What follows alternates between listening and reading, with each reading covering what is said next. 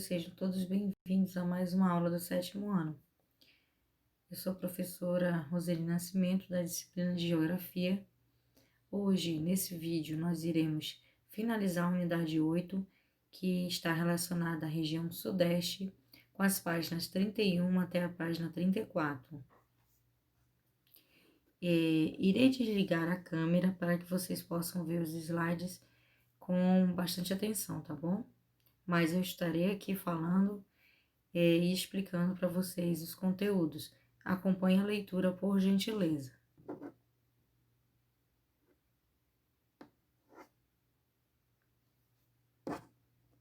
Bom, nós vamos falar sobre a indústria da região Sudeste.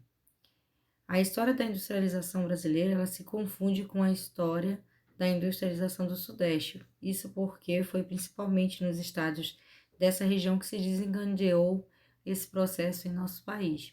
Ou seja, o processo de industrialização ele começa ali na região Sudeste e aí se expande para o restante no Brasil, nas outras regiões, tá? Então, no início do século XX, o Brasil era uma economia essencialmente agrícola, né? Ela só participava com atividade agrícola das questões econômicas do país, tá? Com maior parcela da população vivendo na zona rural. O café também era produzido principalmente pelo estado de São Paulo, que era a base da economia nesta época. Esse estado, por isso, dispunha de toda uma infraestrutura voltada para o escoamento de produção, bem como capital acumulado proveniente dos lucros de uma economia cafeeira, tá? Os conflitos internacionais e as grandes crises econômicas se espalhou pelo mundo a partir de 1929. Acabaram comprometendo as exportações brasileiras e também impondo a necessidade de produzir cada vez mais internamente o quanto antes ele era importado, tá? Toda a história, ela começa quando se fala em história comercial, pela crise de 1929, né, que foi que houve guerras, tá? E essa guerra, ela afetou economicamente o país, fazendo com que a economia e os produtos importados e exportados para outros países sofressem queda no seu valor e também nos seus lucros, fazendo com que o nosso país nessa época passava por uma situação bem complicada em relação à economia, mas mesmo assim não desistiu. Ainda na página 31, apesar de notável desempenho de grande importância da economia do país, a indústria não é uma atividade com a maior participação na economia da região Sudeste. No entanto, o setor terciário, que abrange o comércio, prestações de serviços e tem a maior participação no PIB, né, que é o Produto Interno Bruto dos estados, tá? Representando cerca de mais de 50% da maior parte deles. E esse fator se deve pela grande diversidade de atividades no setor, o que inclui comércio. Nós temos lá também é muito importante o transporte de mercadorias, a movimentação de cargas, além de centros de ensino, hospitais e afins, que são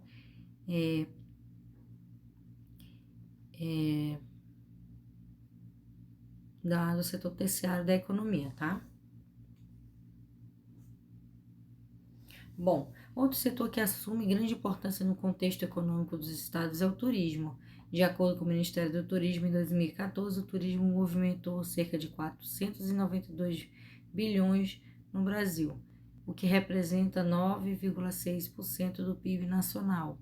No Sudeste, os estados do Rio de Janeiro e São Paulo são os principais destinos internacionais, tá? É o que mais é visitado. Esses dois estados, Rio de Janeiro e São Paulo, são os que mais são visitados na região Sudeste e se dá muito pela questão comercial, tá? São Paulo tem muito atrativo comercial e Rio de Janeiro também, algumas áreas lá, e na questão do transporte, tá? Por exemplo, aí na página 31 vocês têm a imagem da 25 de março, que é uma rua muito famosa em São Paulo, onde pessoas do Brasil inteiro vêm fazer suas compras para revenderem ou para uso pessoal, mas muitas das vezes é para revender, tá bom? E aí nós temos o Complexo Tubarão de Vitória no Espírito Santo, tá? Que é a atracação do navio, porque ele é importante porto de comercialização de minérios e também de grãos, tá? Na página 32, nós temos as questões socioambientais, né? Ao dar ênfase sobre a importância das atividades econômicas da região sudeste, é possível que não sejam levados em consideração problemas tais provocam, né, as atividades, tá? Sobretudo os impactos sociais e ambientais. Esses impactos geram e ocorrem de forma unificada, pois afetam o ambiente e atinge a vida dos outros seres que dependem dele, tá? E toda atividade, quando ela é executada, ela passa a sofrer alguma alteração, né? E no caso, ocorre também a modificação socioambiental, tanto da sociedade e também do ambiente. Atividades humanas sempre provocam algum tipo de influência sobre o ambiente. Alguns têm maior potencial de degradação e ambiental e outros são geralmente desenvolvidos em larga escala. Também temos o exemplo de acordo com a pecuária e a agricultura. Essas duas atividades elas são responsáveis aí principalmente pelo desmatamento e expansão das fronteiras agrícolas, tá? Apesar de o desmatamento do Sudeste apresentar uma ligeira redução, em Minas Gerais ele foi o estado brasileiro com maior aumento de desmatamento entre os anos de 2014 e 2015. Aí também se destaca a produção e extração de petróleo e gás, que geram diversos impactos ambientais, tá? Desde o início da cadeia produtiva até a utilização dos combustíveis fósseis e a emissão de gases poluentes. Além disso, os grandes vazamentos de petróleo, mesmo sendo ocasionais, podem causar grandes impactos ambientais. Ainda na página 32, nós temos aí um exemplo aí do que foi o vazamento, né? Um vazamento de óleo, tá? Na Baía de Guanabara, no Rio de Janeiro. Este vazamento ocorreu no ano 2000 e trouxe a consequência desse vazamento trouxe problemas em uma tripulação de cerca de 1,3 mil litros de óleo foram lançados nessa baía e a mancha de óleo atingiu cerca de 50 quilômetros quadrados, prejudicando praias, manguezais, restingas de toda essa região. Os impactos ambientais aí verificados também interferiram nas questões sociais, visto que muitos pescadores aí não tiveram como fazer o seu trabalho porque houve mortandade de toneladas de peixes, né? Então, esse vazamento, ele poluiu aí, contaminou a água do rio, fazendo com que milhares de peixes, toneladas de peixe, pudessem morrer, né? E causou aí um desequilíbrio ambiental gigantesco, tá? A atividade petrolífera, ela é uma exploração de minerais metálicos, também impõe severos danos ambientais, e a abertura de minas e extração também afetam diretamente o ambiente e podem desmatar e até contaminar solos e até os aquíferos, tá? Nós temos a página 33, que um dos piores desastres ambientais registrados no território brasileiro ocorreu em novembro de 2015, na zona rural do município de Mariana, em Minas Gerais. O desastre foi causado pelo rompimento de uma barragem de rejeitos de minério de ferro que espalhou água tóxica e contaminada pelos altos teores de ferro, tá? Que tinha naquela região. E outros metais por toda a bacia hidrográfica do Rio Doce, além de dizimar atividades biológicas. Em boa parte do Espírito Santo, o acidente acabou por devastar o distrito de Bento Rodrigues, cuja era uma vila, e se localizava ao lado da barragem. De acordo com as estimativas, aproximadamente 50 milhões de metros cúbicos de lama e rejeitos foram lançados sobre o solo ao longo do Vale do Rio Doce. Tá? O desastre causou morte de 19 pessoas e deixou mais de 600 desabrigados. Os rejeitos das barragens escoaram ao longo do Rio Doce, atingiram também o mar do litoral e o estado do Espírito Santo.